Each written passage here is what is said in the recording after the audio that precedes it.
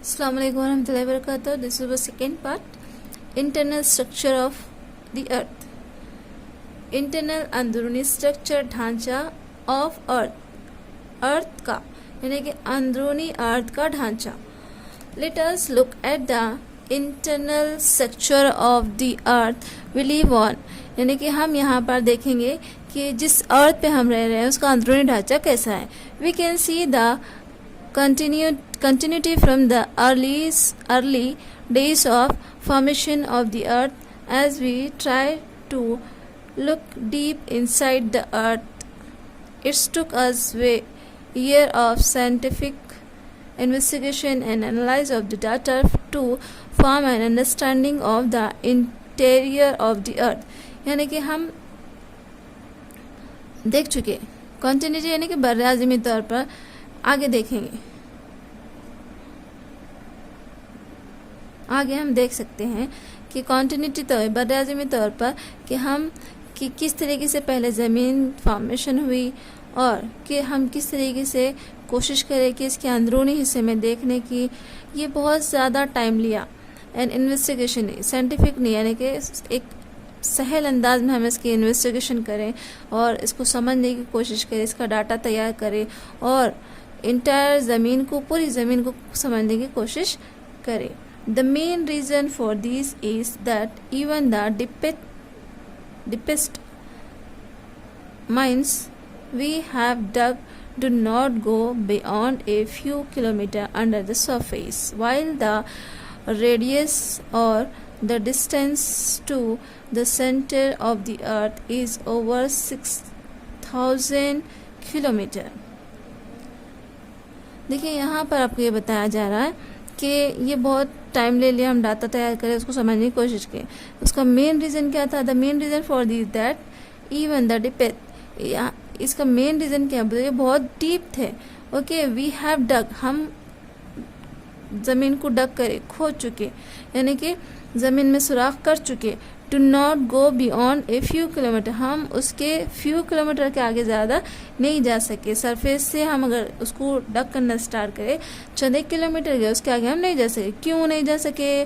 क्योंकि जब हम जा रहे थे तो वहाँ रेडियस, क्या बोलना चाहिए, ज़मीन के अंदरूनी में जो रेडियस पाए जाते हैं या फिर हरारत जिसको बोला जाएगा, डिस्टेंस, दूरी और ये तमाम चीज़ जैसे जैसे हम अंदर जाएंगे तो हरारत क्या होगी, ज़मीन की बढ़ते जाएंगी और ऑक्सीजन कम होते जाएगा. लिहाजा तो वहाँ पर डिस्टेंस जो ज़मीन से ऊपर और अंदरूनी है वो हम बर्दाश्त नहीं कर सकते. और जो ज़मीन का सेंटर है वो कितना है, कितने किलोमीटर दूर है? वो 6,000 किलोमीटर दूर है. इसी वजह से हम वहाँ तक नहीं पहुँच सके. चंद 1 किलोमीटर तक हम जा चुके. देखिए आगे,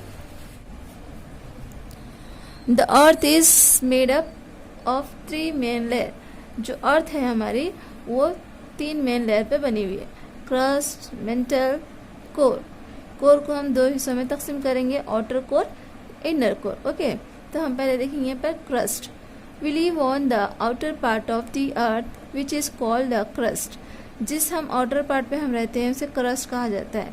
you saw in the last section how these layer was form. हम यहाँ पीछे हिस्से में पढ़ चुके हैं कि किस तरीके से हम ये लेयर बनी, हम पढ़ चुके हैं. This layer goes up to the depth of 100 kilometre. ये कितनी मोटाई रहती है इसकी? ये जो दिख रही है ना, ये द क्रस्ट है, इसकी मोटाई कितनी होती है?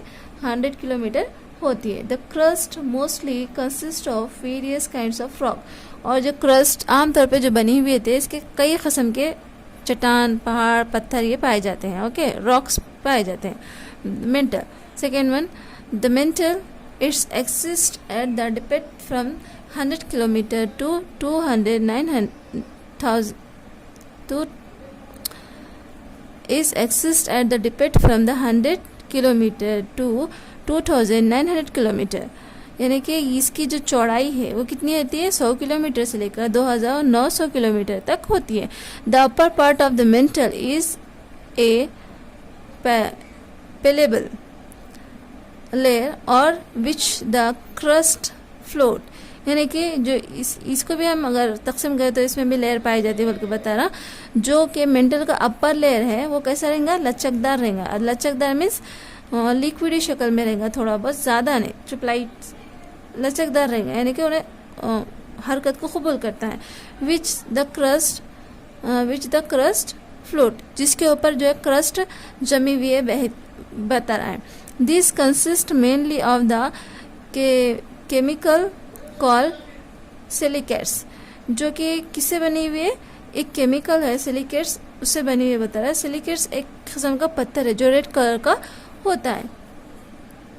देखिए third one, core it's exist at the depth from 2900 kilometre to 6376 kilometre.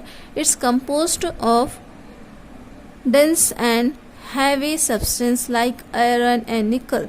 It can be divided into two layers, यानी कि कोर जो है, अगर हम कोर को देखेंगे, अंदरूनी परत है ये कितनी चौड़ाई है इसकी, 2900 किलोमीटर से लेकर 6376 किलोमीटर तक फैली हुई। इट्स कंपोज, इसके अंदर इसको जो बनाने में जो चीज़ें पाई जाती है ये डेंस रहते हैं, यानी बहुत ही घनी होती है, मोटी होती है, हैवी होती है। इसमें सब्सटेंस जो रहते हैं, जो मटेरियल रहते हैं, वो कौन से, आयरन मीन्स लोहा, निकल एक किस्म का लिक्विड शक्ल में होता है। ये तमाम चीज़ों से बनी हुई है। It's can be divided in, इसको हम दो हिस्सों में तकसीम कर सकते हैं, outer core, inner core. Outer core कहाँ से कहाँ तक है, ये आपको डैशेस में आ सकता है। ये पूरे इतना हम पढ़े, पूरा आपको 4 मार्क्स में आता है। देखिए outer core 2900 to 5100 kilometre, composed of liquid metallic material like nickel and iron। यानी कि ये जो आउटर कोर है ये 2900 किलोमीटर से लेकर 5100 किलोमीटर पर पाई जाती है। इसके अंदर जो चीज़ें पाई जाती है वो लिक्विडी शक्ल में रहते हैं, मेटलिक रहता है, मेटल लिक्विडी शक्ल में पाया जाता है, जिसमें ज़्यादातर निकल एंड आयरन होता है। Inner core the solid, inner core कैसी होती है, बिल्कुल सॉलिड, सख्त होती है।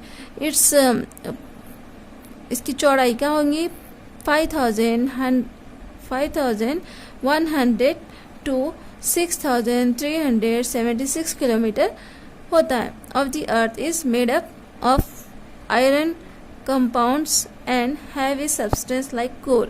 ये जो है आयरन भी होता है, हैवी कंपाउंड्स होते हैं, इसके अलावा गोल्ड भी यहाँ पर पाया जाता है।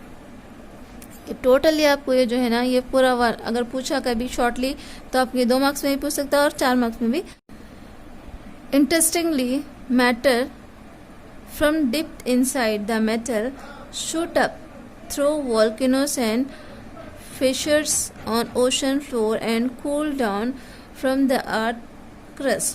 यहाँ पर इंटरेस्टिंगली ये होता है, ये जो तमाम चीज़ें हैं डिप्थ में है, इसमें इनसाइड डिप्थ मेटल क्या होता है, एक दूसरे को पिघली हुई शक्ल में वॉल्केनो की शक्ल में ये लोग बाहर आते हैं। शूटर यानी कि बिल्कुल एक पिक, जैसे कि हम शूट करते हैं गन से, जैसे पिचकारी निकलती है पानी की, उसी तरीके से ये वॉल्केनो से बाहर आते हैं और ओशन में फ्लोर बनाते हैं। ओशन में फ्लोर बनाते मीन्स फर्श बनाते हैं। एंड कूल डाउन, और ये ठंडे हो जाते हैं। To form the earth crust, और ये अर्थ का क्रस्ट हिस्सा बन जाता है। इन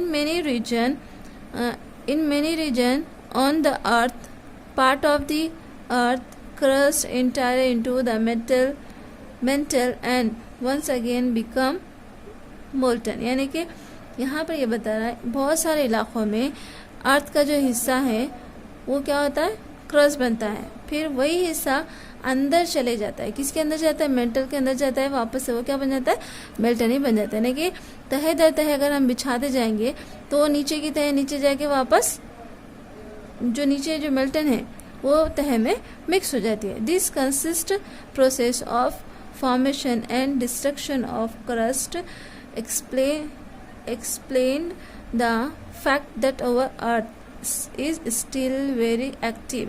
ये जो हरकत है इसके मेंटल का बाहर आना, बाहर आकर ठंडा होकर क्रस्ट बन जाना, फिर वापस से इसके ऊपर मेंटल का कोई चीज़ आना, फिर ऊपर उसके क्रस्ट बनना, और जो पहली वाली क्रस्ट थी वो अंदर जाके मेंटल में फिर मिक्स हो जाना। ये तमाम चीज़ें हमको ये जाहिर करती है कि हमारी जो ज़मीन है कैसी है, process of formation and destruction, यानी कि बनना और टूटना इसका क्रस्ट का, ये क्या कहलाता है, हमको क्या बयान करता है कि जो हमारी ज़मीन है वो अभी भी स्टिल वेरी एक्टिव, वो अभी भी हरकत कर रही है। The crust on which we live is still begin change, जिसपे हम क्रस्ट है, हिस्सा है जो क्रस्ट का, वो अभी भी चेंज हो रहा है बाई अर्थक्वेक। कैसा चेंज हो रहा है? अर्थक्वेक की वजह से, वॉल्केनोज की वजह से, सब्सटेंस ऑफ लैंड यानी कि ज़मीन का सरकना, एंड राइज ऑफ माउंटेन भी है, और due to process happening deep down inside the earth. ये जो है ज़मीन का अंदर होना बाहर होना, ये तमाम वजह से ये तमाम चीज़ें होती है। फ्रॉम ओनली 1%, क्रस्ट कितना है हमारा? 1% है। And the volume of the अर्थ 16, यानी कि जितना हमारा, अगर हम 100% लेंगे वैल्यू किसकी? अर्थ की, तो 1% क्रस्ट है, 16% मेंटल है, और 83% कोर है। तो इन शॉर्टली हम इसको एग्जांपल दे सकते हैं कि इफ़ वी अज्यूम, अगर हमको अज्यूम करना है, समझना है कि ज़मीन का साइज़ क्या है, तो हम यहाँ पर देख सकते हैं equal to the size of an egg, या एग का इस्तेमाल करेंगे हम। The thickness of the crust is just about the thickness of the shell of an egg, यानी कि एक मिसाल दिया उन्हें। आप क्रस्ट की थिकनेस मालूम करना है तो जैसे कि अंडे का या फिर एग का जो बाहरी हिस्सा होता है वो कैसा क्रस्ट सख्त होता है, वो कोर है, और जो अंदरूनी हिस्सा जो वाइट कलर का होता है वो जो आपका मेंटल है। जो बिल्कुल अंदरूनी हिस्सा है येलो कलर का, उसको क्या बोलेंगे हम? क्या बोलते हैं? इनर कोर बोलेंगे। ओके।